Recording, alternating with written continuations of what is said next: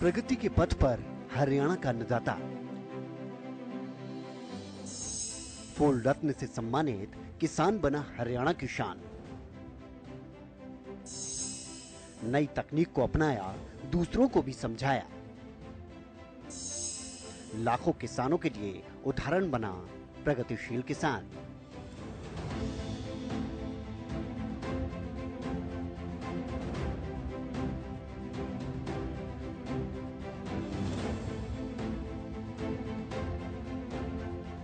एक समय था जब खेती को घाटे का सौदा कहा जाता था। खर्चा और लागत ज्यादा थी और मुनाफा बेहद कम। ऐसे में केंद्र सरकार और राज्य सरकारों ने किसानों को प्राकृतिक खेती के लिए प्रोत्साहित करना शुरू किया। किसानों को आर्थिक तौर पर मदद भी की गई, तो उन्हें खेती की नई तकनीक से भी जागरूक करवाया। धीरे धीरे किसान प्राकृतिक खेती की ओर आकर्षित हुए और अपनी आय को भी दोगुना किया।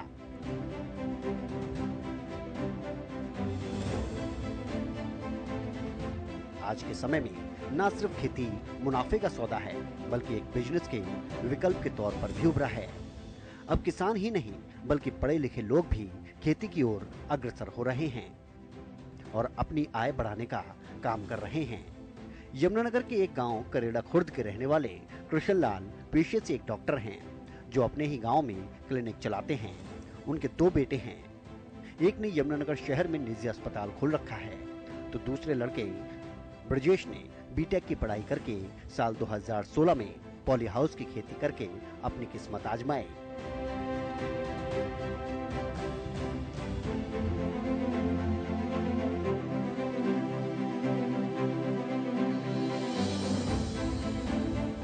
इसमें उसे पहली बार में ही अच्छा मुनाफा मिल गया और धीरे धीरे खेती करने का स्टाइल भी बदल गया। फूलों की खेती और अमरूद लगाकर ब्रजेश ने आधुनिक तकनीक से खेती करनी शुरू कर दी, जिसमें संरक्षित खेती से ज्यादा मुनाफा होने लगा। आज ब्रजेश ने 4 एकड़ के अंदर फूलों के अलग अलग किस्मों की खेती कर रखी है। 1 एकड़ में अमरूद का बाग लगाकर लाखों का मुनाफा कमा रहे हैं। पिता पुत्र की ये जोड़ी आज प्रगतिशील किसान के तौर पर अपनी पहचान बना चुकी है। मैं पहले दूसरी खेती करता था, जैसे गेहूं, जीरी। तो मुझे किसी एक ने कहा कि आप जो है ना इसको बदलो, और सबसे ज़्यादा सहयोग जो है इसमें मेरे छोटे बेटे ब्रजेश जी का है। और उसमें जो है खीरे की खेती की। खीरा भी हमारे पहले साल में हमारा 8 लाख रुपए का निकला। दूसरी बार फिर खीरा लगाया, वो तब भी हमारा 7 लाख का निकला। उसके बाद जो है फिर ये कहने लगा, पापा जी मैं तो फूलों को पढ़ाता हूँ। इसने फिर फूलों को पढ़ा गए। इसने पूरी स्टडी करी। इसने पुणे से जो है ना ये अपना गुलाब, और जरबेरा जो है बंगलौर से। प्रगतिशील किसान कृष्ण लाल का कहना है कि संरक्षक खेती के अलावा दूसरी खेती करना ज्यादा लाभदायक होता है। जब उन्होंने पॉली हाउस लगाया तो सरकार की तरफ से 60 से 65% ग्रांट दी गई और फूलों की खेती को लेकर भी उन्होंने कई बार सरकार से सब्सिडी ली है। उसके लिए सरकार का आभार व्यक्त करते हैं।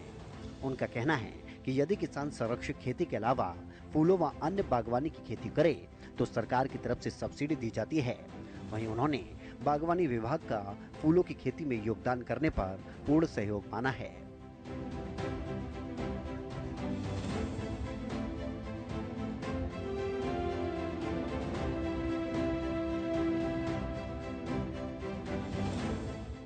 उनके पिता गांव में ही डॉक्टरी का काम करते हैं और उनकी समय समय पर सहायता भी करते हैं।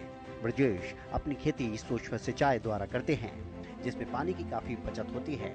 और ब्रजेश फूलों को अलग अलग शहरों में बेचने के लिए जाते हैं, जिससे वो अच्छा मुनाफा कमा लेते हैं। उन्होंने ऐसे फूलों के बारे में बताया जिस पर बिजली के बल्ब लगाकर फूल उगाए जाते हैं। शादी के सीजन में फूलों से अच्छी कमाई हो जाती है। उन्होंने कहा कि सरकार की तरफ से समय समय पर उनको सहायता मिलती रहती है। सरकार का उन्हें भरपूर प्रोत्साहन मिल रहा है। सरकार की तरफ से कृष्ण लाल को फूल रत्न से भी नवाजा गया है, जिसमें 1 लाख का चेक भी उनको दिया गया। 2016 के अंदर 15 के अंदर हमने ये सोचा कि इस खेती को आप बदल कर देखते हैं। हमने इसको सबसे पहले एक पॉली हाउस का हमने स्टडी किया, मॉडल पॉली हाउस का मॉडल स्टडी किया। तो उसके बाद हमने ये देखा कि इसके अंदर हम 1 एकड़ से 10 से 15 लाख रुपए की मिनिमम आउटपुट निकाल सकते हैं। तो 15 लाख रुपए की आउटपुट का मतलब है कि अगर मैं इसको परसेंटेज के हिसाब से भी लेके चलूं तो 70 से 80 हज़ार रुपये पर मंथ की इनकम हम एक पॉली हाउस से निकाल सकते हैं। तो उस मॉडल को स्टडी करने के बाद 2015-16 के अंदर हमने इस पॉली हाउस को इंस्टॉल किया। उसके अंदर हमने खीरा लगाया, खीरे में हमें अच्छा बेनिफिट हुआ। फिर उसके बाद जो खीरा का बेनिफिट हुआ, उसके बाद एक बार फिर खीरा लगाया, उसमें भी अच्छा बेनिफिट हुआ। फिर हमने एक पॉली हाउस और लगाया, उसमें भी पहली बार दूसरी बार खीरा ही किया। एक्चुअल में मेरी बैकग्राउंड एक बिजनेसमैन की है। बिजनेसमैन के हिसाब से मैं ये सोचता हूँ कि मेरी प्रोडक्शन, एक बार मैंने कोई पैसा इन्वेस्ट कर दिया तो रोज मेरा मटेरियल जाना चाहिए, रोज मेरे पास पैसा आना चाहिए, रोज का सिस्टम डेवलप होना चाहिए, जैसा एक फैक्ट्री का सिस्टम होता है। क्योंकि मैंने इसको एक किसानी की तरह से लिया नहीं, मैंने एक बिजनेस मॉडल तैयार किया इसका। तो हम फूल पर आ गए। फूल हमने सबसे पहले गुलाब लगाया 1 एकड़ के अंदर, फिर आधे एकड़ के अंदर गुलाब लगाया, फिर जरबेरा लगाया 1 एकड़ के अंदर, फिर आधे एकड़ के अंदर फिर जरबेरा लगाया। अब मेरे पास 1.5 एकड़ गुलाब है और 1 एकड़ ओपन के अंदर है और 1.5 एकड़ मेरे पास जरबेरा है।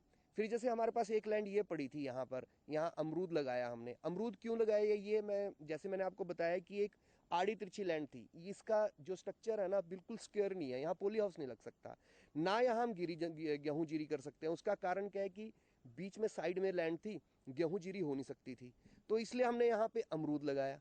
अब अमरूद के अंदर भी हम 1.5 से 2 लाख रुपए की आउटपुट साल की ले रहे हैं। अमरूद एक बार लगाया, उसके बाद आउटपुट इसकी 15 साल चलेगी। और हमने ओपन के अंदर 1 एकड़ का गुलाब लगा रखा है। तो हमने एक ऐसा बिजनेस मॉडल तैयार किया है कि कभी कहीं से कोई पैसा ना आ रहा हो तो ये अमरूद दे दे, ओपन गुलाब दे दे। हमने ये किस तरह का मॉडल तैयार किया है। तो हम यहाँ पे जितनी हमारी लैंड है, हम 5-6 एकड़ के अंदर हमने सारा सिस्टम सेट कर दिया। तो अब फसल अच्छी है। पिछले साल कोरोना की मार के बावजूद भी हमने पैसा कमाया। इस साल जैसे कोरोना की मार पड़ी, अब तक पैसा इतना नहीं कमाया इस साल के अंदर, लेकिन फिर भी हमने पैसा गंवाया भी नहीं। 2 महीने हमें दिक्कत रही, उसके बाद फिर हमारा ठीक से चल पड़ा। बाकी काम अच्छा है ये। इसके अंदर मैं यही कहूँगा कि किसान के पास, जिसके पास 10 एकड़ ज़मीन है, वो कम से कम 1 से 2 एकड़ को डाइवर्सिफाई करे। जब आप किसी काम को दूसरे काम से हटके करेंगे, आपका इंटरेस्ट भी ज़्यादा पैदा होगा, और जब उसके अंदर से इनकम निकल के आती है तो आपका इंटरेस्ट दुगना पैदा होगा। आजकल लड़के मैं देखता हूँ कि 20-20, 25-25 हज़ार रुपये नौकरी करते हैं और अपनी 15-20 एकड़ की ज़मीन ऐसे ही छोड़ जाते हैं। मैं उनको ये कहना चाहूँगा, 15-20 हज़ार जो कमा रहे हो, यहाँ से आप 2 से 3 लाख रुपए पर मंथ कमा सकते हो। तो इसलिए आप इस मॉडल की तरफ आए। ये अपने आप में बहुत अच्छा मॉडल है पॉली हाउस का, और सबसे बड़ी बात, सरकार बड़ा सहयोग करती है। वही कृष्णलाल ने बताया कि पहले संरक्षित खेती करते थे, जिसमें जीरी, गन्ना, गेहूं लगाते थे, लेकिन उनके छोटे बेटे ब्रजेश ने पॉली हाउस लगाकर सबसे पहले खीरे की खेती की, जिसमें अच्छा मुनाफा मिल गया। ब्रजेश ने दूसरे शहरों से फूलों के पौधे मंगवाकर फूलों की खेती शुरू कर दी और आज अच्छा मुनाफा कमा रहे हैं। सब्जियों और फलों का उत्पादन करने के साथ साथ अब क्षेत्र के किसान फूलों की खेती पर अपना भविष्य संवारने में पीछे नहीं हट रहे। प्रगतिशील किसान का कहना है कि जूटे के फूल के साथ साथ वो कई महंगी किस्मों के फूलों की खेती कर आर्थिक दशा को भी सुधार सकते हैं।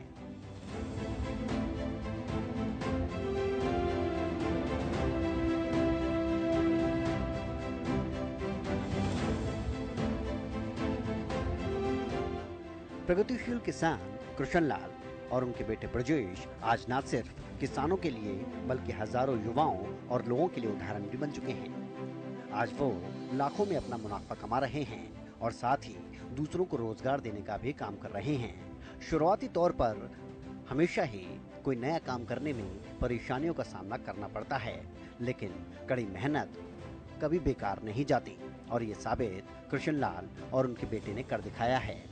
आज न सिर्फ वो अपने क्षेत्र में फूलों व अन्य बागवानी की खेती कर अच्छा मुनाफा कमा रहे हैं, तो साथ ही उन्हें देखकर दूसरे किसान भी प्राकृतिक खेती और बागवानी की ओर आकर्षित हो रहे हैं।